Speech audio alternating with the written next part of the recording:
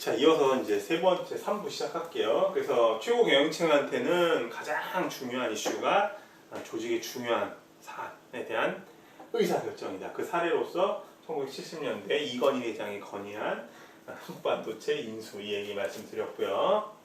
자, 그래서 최고 경영층까지 여러분들은 한번 생각해 보세요. 그러면 상무는 조직에서 어느 정도에 위치하고 있을까?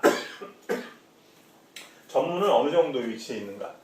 그래서 우리 이제 7페이지에 이제 조직도를 보면서 뒤에 이제 상무나 전무나 부사장들이 어디에 포진하는지 한번 볼게요. 그 다음에 이제 미들 매니지먼트.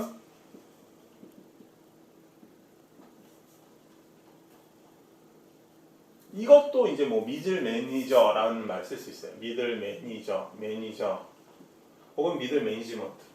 왜 이렇게 뭐 스펠링이 아까부터 헷갈리는 거야. 그럼 이 미들 매니지먼트 그러면 중간 우리 경영이라는 말 안 써요. 중간 관리라는 말 써요. 중간 관리층, 중간 관리자, 중간 경영자 그러면 상당히 어색해요. 중간 경영자 우리말로 번역하면 중간 관리자 이렇게 얘기해요. 중간 관리자는 누가 되냐면 요새는 이제 부서 형태를 보면은 옛날에는 이제 과부제가 많았거든요. 무슨 얘기냐면 뭐 뒤에서도 설명드릴 텐데 어떤 부서가 있으면 부서의 형태가 과와 부로 돼 있어요. 그래서 과부제라는 말을 써요. 과부제. 한자 싫어하는데 한자 좀 써보면 과부제.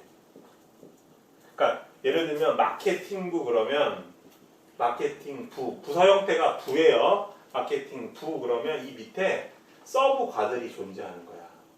과들이. 그래서 뭐 광고 영업과 뭐 리서치과 뭐 이런 식으로 됐어요? 지금은 이렇게 과부제를 선택하는 경우가 드물어요. 요새는 대부분 팀제를 많이 써요. 팀제. 그래서 보통 중간 관리자 그랬을 때는 팀장, 그죠? 직위를 이야기하면 조금 전에 상무, 전무, 뭐 부사장 이런 게 다 직위잖아요. 직위, 위치. 보통 팀장 혹은 부장, 팀장. 잘 쓰진 않지만 중간 관리층. 그죠? 이 사람들은 어떤 일을 하냐면 실제로 펑셔널 유닛을 이끈다 이렇게 보시면 돼요. 펑셔널 조직을 이끈다. 이게 뭐냐면 조금 전에 제가 마케팅 부 말씀드렸잖아요. 이거를 우리말로 번역하면 기능 단위 부서라고 번역하거든요. 펑셔널 유닛. 그러면 마케팅부 있고 어떤 부서 있을 수 있어요? 그러니까 부서 형태가 팀이니까 마케팅 팀. 그 다음에 뭐 구매팀 이런 거 있을 수 있죠. 그죠? 구매팀. 그죠? 예. 그 다음에 재무팀 뭐 이런 거 있을 수 있잖아요. 이게 기능 단위 부서예요. 기능적으로 일을 한다고 해서. 재무는 뭐에 관련된 일 하겠어요? 돈에 관련된 일 하겠죠. 그 다음에 마케팅은 말 그대로 마케팅에 관한 거. 구매는 구매에 관한 일 하겠죠. 쉽게 말 그냥 직관적으로 보면. 그래서 기능적으로 분류를 해놨다라고 해서 기능 단위 부서. 그런데 중간 관리자는 이런 팀 부서를 이끈다라는 거예요. 팀장, 부장. 이게 만약에 재무부, 그다음에 마케팅부, 구매부 그러면 대표는 부장이 되겠죠. 이해되세요? 그래서 기능 단위 부서의 업무를 지휘한다라는 거예요. 기능 단위 부서. 그러니까 예를 들면 마케팅의 팀의 팀장은 마케팅 팀에서 수행하는 어떤 일의 성과가 좋지 않았을 때 어떻게 돼요? 책임을 진다. 어카운터빌러티라고 이야기를 해요. 어카운터빌러티 그러면은 여러분들 단어가 뜻이 잘 안 오시면 리스폰서빌러티 생각하시면 돼요. 그런데 의미가 우리 이제 인사조직 쪽에서는 어떤 개념으로 쓰냐면 결과 책임이라는 뜻으로 결과에 대한 책임을 진다. 어카운터빌러티. 그죠? 기능 단위 부서의 업무를 진두지휘하니까 당연히 부서 성과에 책임을 진다. 이게 제일 중요해요. 그래서 이른바 팀이건 부제건 간에, 그죠? 과부제건 간에 이걸 다 부서라고 말씀을 드렸잖아요. 이런 부서의 장들, 부서장들은 상당히 스트레스를 받고 있다. 그래서 제 친구들도 지금 이제 여러분들이 알만한 기업에 부장으로 있거든요. 부서의 장으로. 팀장, 부장으로 있는데 상당히 스트레스를 많이 받고 있는 것 같아요. 오프라인 수업 같았으면은 이런 중간 관리자들의 어떤 특강을 좀 여러분들이 들으시면 좋을 것 같은데 제가 부르면 올 거거든요, 그죠? 저녁이나 먹자 그러면 올 것 같아요. 친구 얘기하니까 보고 싶네요. 그 친구들이 저랑 40년 친구예요. 40년. 초등학교 때부터 만나서 정년 때부터 만나서 40년 친구 없죠, 여러분들. 친구가 2명밖에 없는데 그 친구들이에요. 40년 된 친구들. 지금도 만나면은 너무너무 재밌어요. 옛날 얼굴 다 그대로 있는 것 같아요. 지금 다들 결혼도 해서 자식들이 뭐 둘씩 있는데 저한테 한번 전화해볼까요? 코로나라 이거 만나기도 어렵고 참 요새 그렇습니다. 자, 쓸데없는 소리 그만하고요. 계속 진도 나가볼게요. 자, 그러면 마지막으로 일정관리도 한번 볼게요.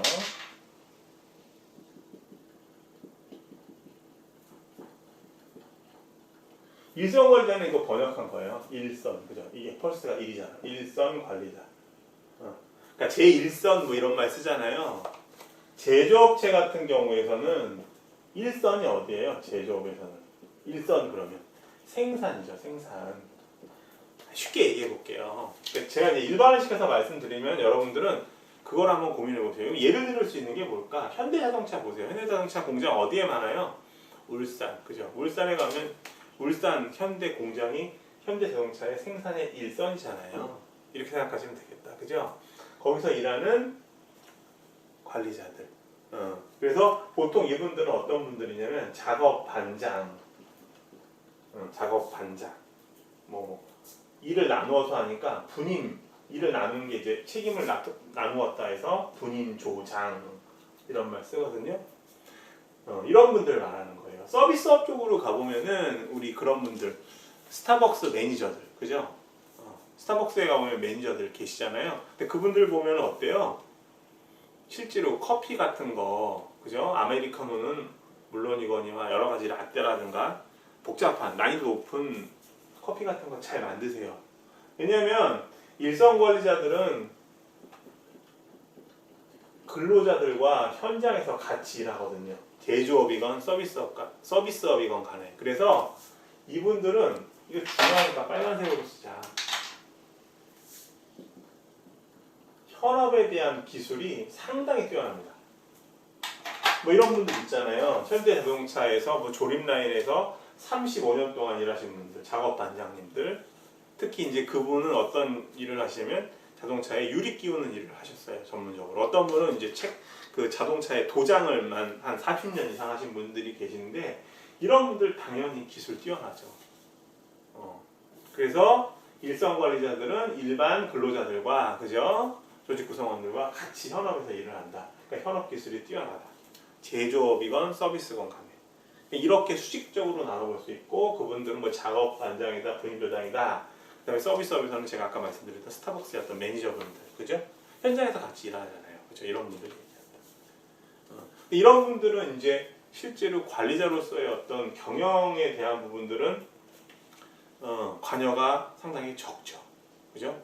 현장에서 일을 진두지휘하니까 이 정도로만 기억을 하시고 이 경영자를 수직적으로 분류했을 때 최고 경영층, 그 다음에 중간관리층, 일선관리층이라는 말 학생이에요. 일선관리자라고 얘기해요. 이분들을 갖다가 조직도상에서 우리가 한번 찾아볼게요. 거기 7페이지 보면 이제 조직도가 있는데 맨 위에 이제 최고 경영층 있고요. 여기 보면은 이렇게 돼 있을 거예요. 디비전 A, 그죠? 여기 뭐 B, C, 이렇게 있고요. 이 디비전 밑에 보면은 이제 쭉 여기 뭐 쭉 있어요. 여기 이제 파이낸스 어카운팅, 재무회계, 그 다음에 여기 프로듀싱, 그죠? 그 다음에 여기 마케팅, 그 다음에 여기 퍼스널 인사 해놓고 이 밑에 또 뭐가 있냐면 여기에 이제 뭐 팀 1, 팀 2, 팀 3 뭐 이렇게 있어요. 이거 한번 볼게요. 여러분들이 이 조직도를 보고서 지금 7페이지 하고 있는 거예요. 핸드아웃 같이 보셔야 돼요. 이 조직도를 보시고 실제로 경영자들이 어디에 위치하느냐, 최고 경영층은 어디에 위치할까요? 구간을 얘기하면 여기서부터 여기까지예요. 여기가 뭐죠? 여기가 이것도 알아야겠다. 우리 2장인가 3장인가 이제 우리 조직 구조에 대해서 배울 텐데 미리 좀 예습을 해보면 여기를 우리가 사업부라고 이야기해요. 사업부. 역시 용어 정리를 해보면 디비전. 다른 말로는 이런 말을 써요. 스트래티직. 용어 너무 많이 나오죠. 다 정리하셔야 돼요. 어쩔 수 없어요. 스트래티직 비즈니스 유닛. SBU라고 한다. SBU. 이거 가끔씩 USB라고 하는 학생들이 있는데 그러시면 곤란합니다. 우리말로 얘기하면 전략 사업 단위. 사업부 같은 얘기예요. 거의 같은 말이에요. 그래서 보통 여기 이제 최고 경영자가 있고 요 디비전별로 보통 누가 포진하냐면 부사장 혹은 굉장히 중요하다 그러면 부사장이 직접 이 디비전을 관리하는 경우가 있고요. 조금 이제 규모가 더 큰 데는 몇 개의 디비전을 이 부사장이 관리하는 경우도 있어요. 직접 관리하는 경우도 있고 그리고 좀 어떤 경우에는 전무가 그럼 좀 덜 중요한 사업 같은 경우에는 상무가 여기 포진해요. 여기까지 최고 경영층부터. 부사장은 여기도 있을 수 있겠다. 그죠? 몇 개의 사업부를 관리할 수도 있다고 얘기하니까. 그리고 여기가 바로 뭐냐면 이게 기능 단위 부서잖아요. 우리가 알 수 있는 건 뭐냐? 그러면 사업부, 전략사업 단위 밑에는 각각의 기능 단위 부서들이 있겠네. 그러면 디비전 B, C에도 여기도 기능 단위 부서들이 이렇게 존재하죠. 그림을 안 그린 거는 칸이 없어서 안 그린 거예요. 핸드아웃 보시면. 그러니까 여기는 누구겠어요? 여기는 중간관리층. 그죠? 여기에 바로 이게 부서 형태가 부로 이루어져 있으면 부장님, 그 다음에 팀으로 구성되어 있으면 팀장님이 되는 거예요. 중간관리자. 그리고 여기 생산 쪽에 일선 관리자들이 여기 분임조장 팀 1, 팀 2, 팀 3가 있고 이 팀 얘기할 때 우리가 말했던 중간관리자의 그 팀장하고 헷갈리시면 안 돼요. 이 팀하고 그냥 분임조라고 생각하시면 돼요. 이 팀은 그러니까 생산 1팀, 2팀, 3팀 이런 식으로 그랬어요. 그래서 우리 조직도상에서 나타나는 경영자들을 우리가 수직적으로 분류해 봤을 때 어디에 위치하는지 정확하게 파악하고 계셔야 된다. 이렇게 정리를 해볼게요. 자, 그 다음에 계속 이어서 봅시다. 정리되셨죠? 8페이지 한번 볼게요. 8페이지.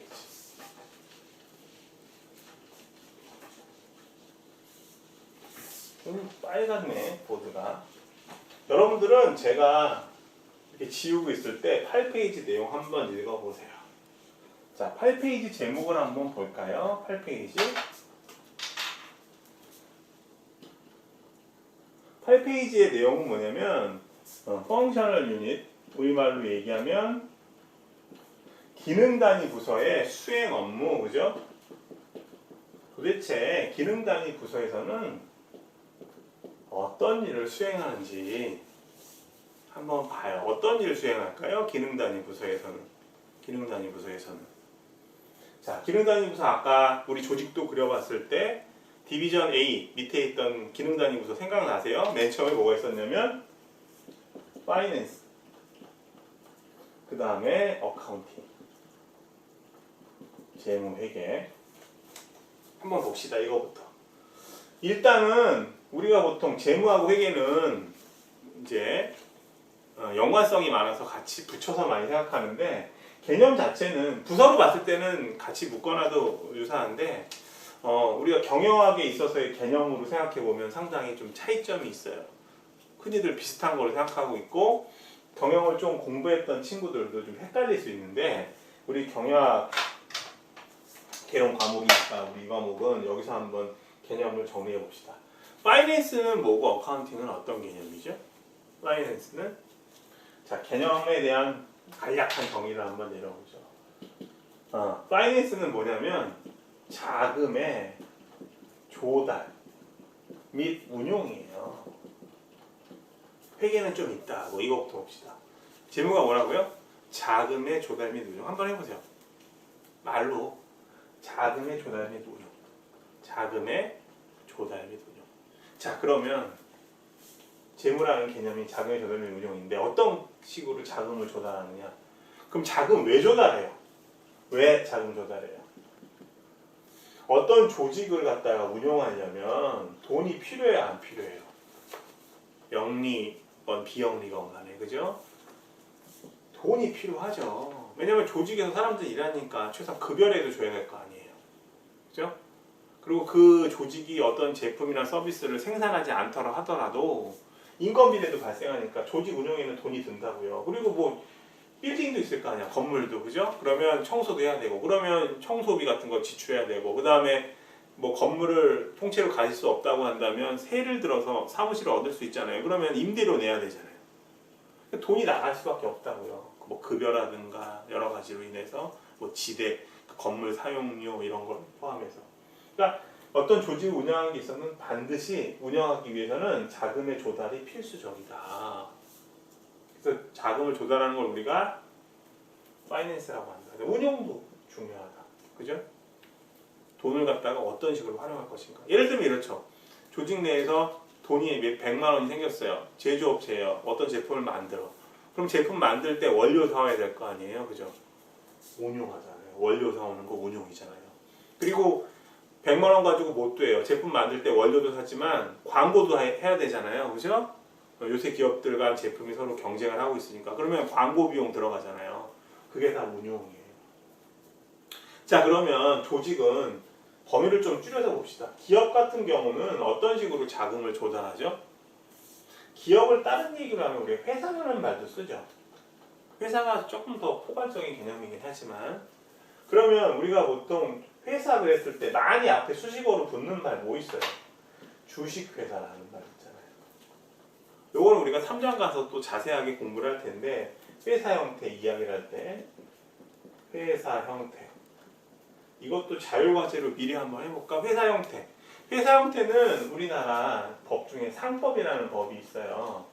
이걸 뭐 다른 책에서는 우리가 기업법이라고도 하는데 상법에 보면은 회사의 종류가 있어요. 우리나라 회사 종류는 몇 개인가? 미리 말씀드리면 5개 있어요.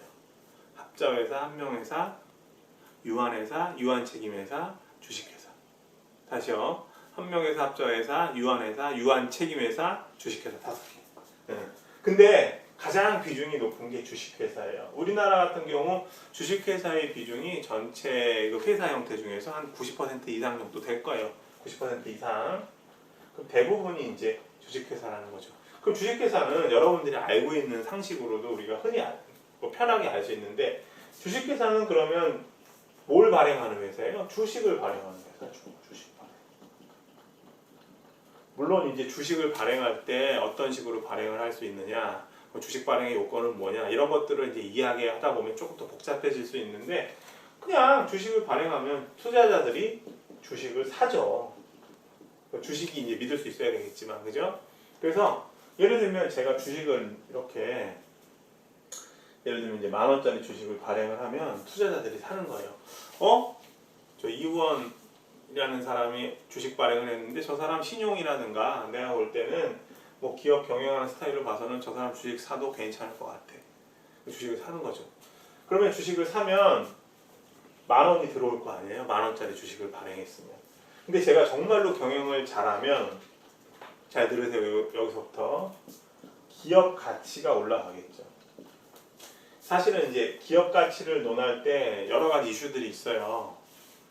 과연 우리가 어떤 재무적인 지표, 예를 들면 뭐 매출액이라든가 영업이익이 높았을 때 기업 가치가 높으냐, 아니면 그야말로 지금 현재로 봤을 때는 매출액이나 영업이익은 좀 적지만 뭐 기업 구조라든가, 그죠? CEO의 어떤 의사결정 방식이라든가 이런 것들이 상당히 합리적이다. 그러면 지금은 아니지만 앞으로 기업 가치가 있다.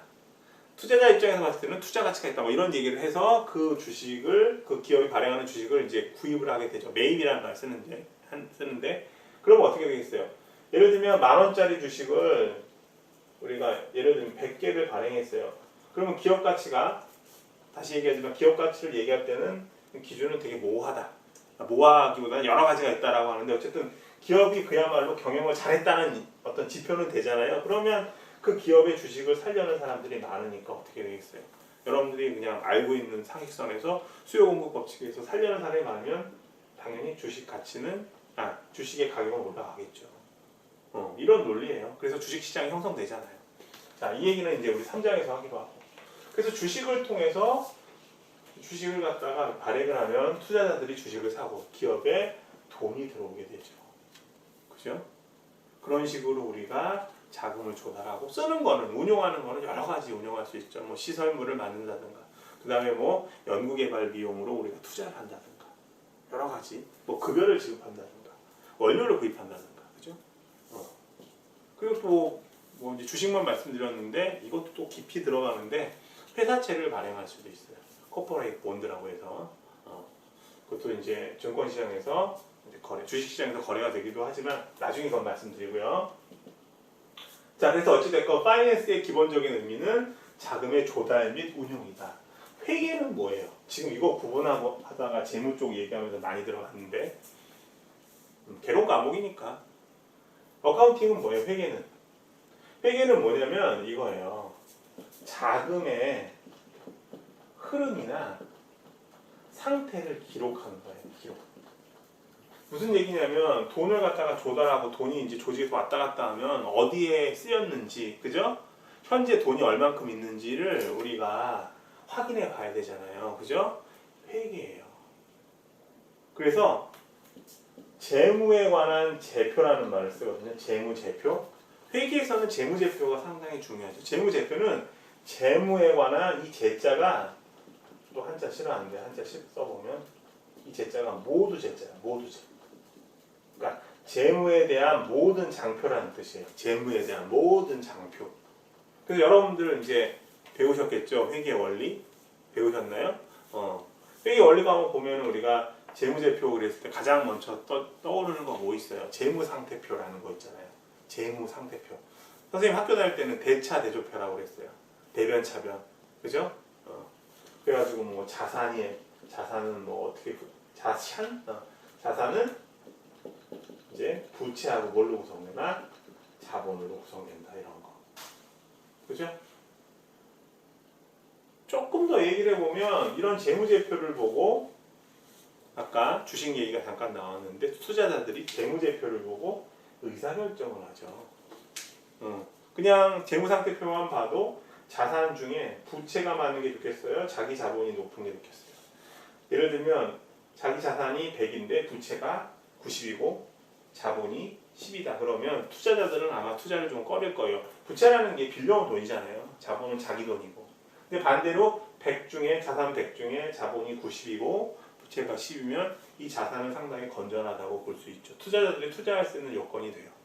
그래서 재무제표를 보고 투자자들이 의사결정할 수 있다. 이것도 알아두시고 어찌됐건 간에 정리를 해보면 파이낸스라는 거는 자금의 조달 및 운용에 관한 업무다. 그죠? 실제로 조직에서는 돈 쓰는 일을 하는 거예요. 재무부서가.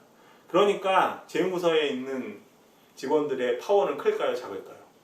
당연히 크죠. 조직에서 돈을 만지는데. 예를 들면 이런 거예요. 마케팅. 영화사예요. 영화사에서 마케팅 비용 많이 들잖아요. 영화 이제 촬영하고 나서 홍보 활동 많이 해야 되니까. 그러면 광고나 홍보 비용에 대해서 책정을 많이 하는데 어떻게 되겠어요? 마케팅 쪽에서는 눈치 볼 수밖에 없어요. 재무 쪽에서 돈을 주니까. 그죠? 그리고 재무부서에 있는 분들은 회계에 능할까요? 안 능할까요? 당연히 능하겠죠. 흐름 상태를 봐야 되니까. 그리고 그걸 볼 수 있는 표는 재무에 관한 표다. 재무제표라고 한다. 이렇게 정리하시기 바랍니다. 자, 3부는 이 정도로 하고요. 우리 이어서 4부 하도록 할게요.